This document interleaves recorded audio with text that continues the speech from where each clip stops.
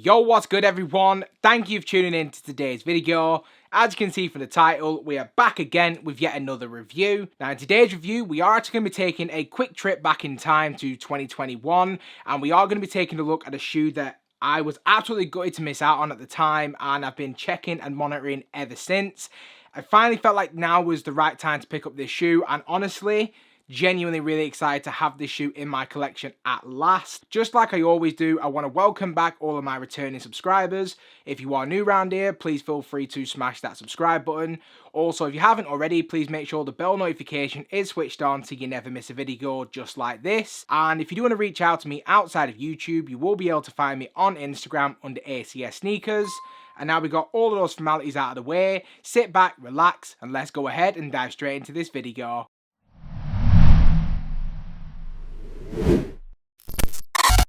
So first things first, before we take a look at the shoes, let's just take a quick look at the shoe box. Now we do actually get a pretty nice box considering that this is a special release or a collaboration. Now the box itself is all black throughout, but across the centre of the lid we do have that gel-like Nike branding, very nice. If we then just take a quick look at the label, which reads Nike Air Max 90 NRG in the Sail Sheen Straw Medium Brown colourway, and this is a UK size 9 as it is a personal pair. Now, I did actually pick this shoe up from StockX, so I'm not entirely sure what the sticker is next to it. I imagine it's for some kind of like either shop or something like that. I have no idea who's put this sticker on there, so I'm going to show you guys again. So if anyone knows, where that sticker's come from, do let me know in the comment section below, because kind of I'm interested to see where these originally came from. Now, if we do just pull out the drawer, because it is a pull-out drawer for this one, we do have some bits and bobs inside. I have already taken the shoes out, just for the hassle of this part of the video. But inside the box, we do get some little bits. So inside, we do get this StockX sticker, because, this came from StockX, so got to get your stickers in. Also, you do get the StockX receipt, and just to let you guys in on it, we did pay $215.34. I think the British comparison is about 158 to 160, something like that. So all in all, not a bad price at all. And then other than that, there's nothing else really to look at on the inside of the box itself. So with all that said, let's go ahead and dive straight into the shoes. So without any further ado, in hand we have the Nike Air Max 90 Bacon 2021 release. Now, there's been plenty of reviews on this shoe for when the shoe actually released, and I pretty much watched everyone's video because of how much I actually wanted this shoe. Unfortunately, at the time, I think a lot of resellers were getting onto it, and then the price just completely tanked. And just as like a point of principle, I just wasn't buying them just because I figured, I haven't hit for retail. I'm not going to be paying a reseller for it, even if it is just slightly above retail. But eventually, it got the best of me, and I've been checking the price for these week on week on week on week. And I finally feel like January was quite a quiet month, so now was the best time to get it. So it was a case of kind of now or never. Shut up and take my money. Now, there's plenty of information online about the actual details of the shoe, the history of the shoe, because the backstory for this specific release is incredible. It is by far, if not arguably, the best sneaker story for any shoe, really. I mean, there's legacy pairs like what Jordan's done and things that LeBron are doing and all these other sneakers that have certain moments in time attached to them. But as far as like an actual individual story just from a sneakerhead perspective, the story about Dave Ortiz and Dave's quality meats on this shoe is just absolutely incredible. There is actually an interview which I really enjoyed watching of Dave Ortiz, who ran Dave's Quality Meats, a sneaker boutique in America. I would highly suggest you check it out. I will leave a link to it in my description box below. Genuinely a great watch, really insightful, and I really enjoyed it. But for this point in the video, I think we should just go ahead and just get stuck into the review. So starting out with the upper to begin with. Now we'll start off by saying that the upper on this shoe does actually use a lot of really nice premium materials.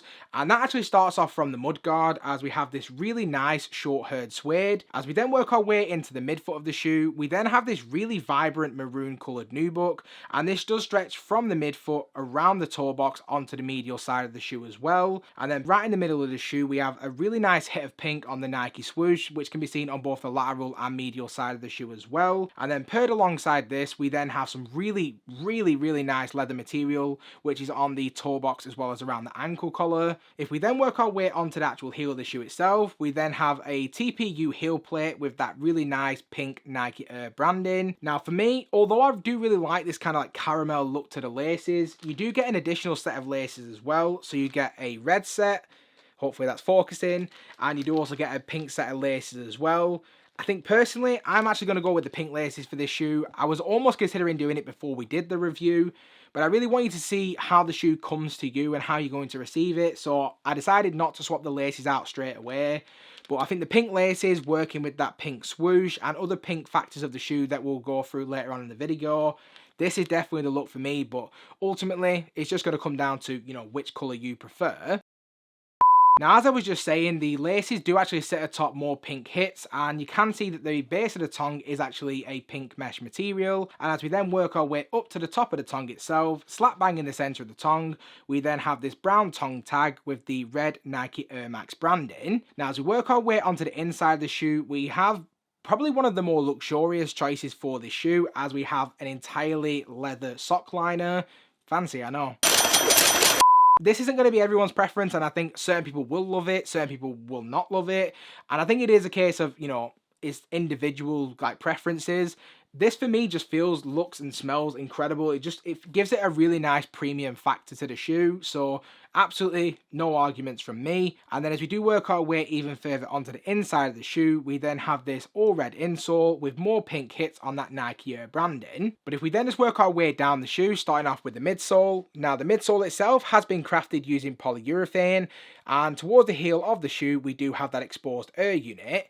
If you do look up close at the air unit itself and just have a look inside, there is a slight pink tint to it, which I personally am a big fan of. It's not immediately noticeable and it's not overbearing, but I do think that little hit of pink definitely works wonders. And then from there, if we do the switch over to the outsole of the shoe, we have that absolutely beautiful classic waffle outsole done in that solid chocolatey brown colour. Now in terms of the overall sizing for this shoe, as I was saying at the start of the video, I went true to size with a UK size 9. As far as I'm aware, this feels just like any other pair of Air Max 90s that I've owned before. So if you are looking to pick this up for yourself on the resale market, if you've ever owned any other pairs of Air Max 90s, just go with whatever you would normally wear in them.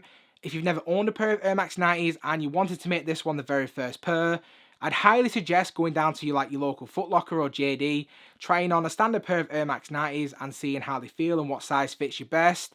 But in general, I would just say just go with your natural true to size fit, and I do think that this will be absolutely fine for you. And other than that, I think we've just about covered everything that's worth mentioning on this shoe. So if we now just go ahead and wrap up this video. So just to wrap up this video in terms of my overall opinion on the shoe itself, to give these a rating, I'm going to say that these are easily a 10 out of 10 for me. Everything about this shoe just screams premium, from the quality of materials that they've used, the backstory, the history, the lineage, everything about this shoe, a straight 10 out of 10. I'd give it even an 11 out of 10 if I could, but I can't. This shoe would have definitely made my top 10 sneakers of 2021, and I do actually think it would have been a pretty high contender for at least top 5. This shoe for me is arguably up there as top 3 all-time favourite Air Max colorway, maybe Air Max 90 colorway only. Yeah, I'm going to say that. So this is in my top 3 Air Max 90 colorways of all time, and it is a genuine grail for me. But I'd honestly love to get your guys' opinion on this pickup as well, so do leave me your thoughts in the comment section below. Always love to hear from you guys. If you have stuck around to this point in the video, I just want to say a massive thank you. If you haven't already, please feel free to smash that subscribe button. Also, do make sure the bell notification is switched on so you never miss a video, and I hope to see you all again in the next one.